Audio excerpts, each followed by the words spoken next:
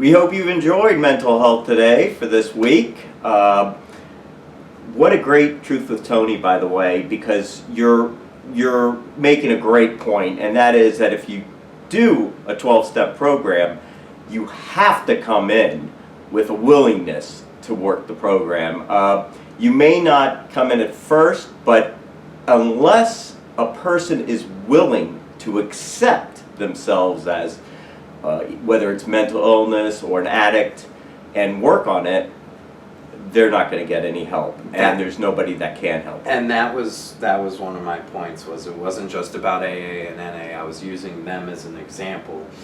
When you go, when you first end up in those programs, you're not there willingly.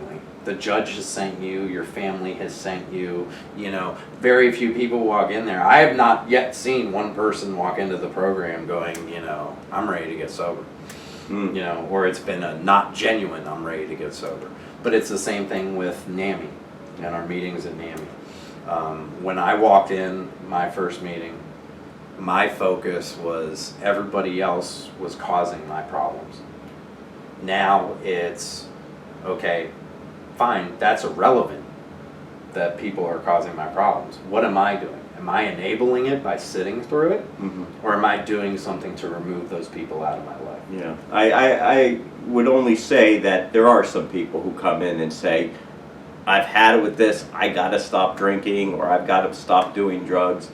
But yeah, maybe it doesn't sink in. But if you're not working the program, and that's the key, if you're not working the steps to whatever program you're in, it's the same thing like with NAMI. If I'm not following the principles, then I'm not really, getting the benefits. It has been my experience, especially with the program, if you're not working the steps, and if you're spending too much time on steps, I don't think you need to speed through them, but I don't think you need to move at turtle speed either. Right. And so it just becomes a comfort area.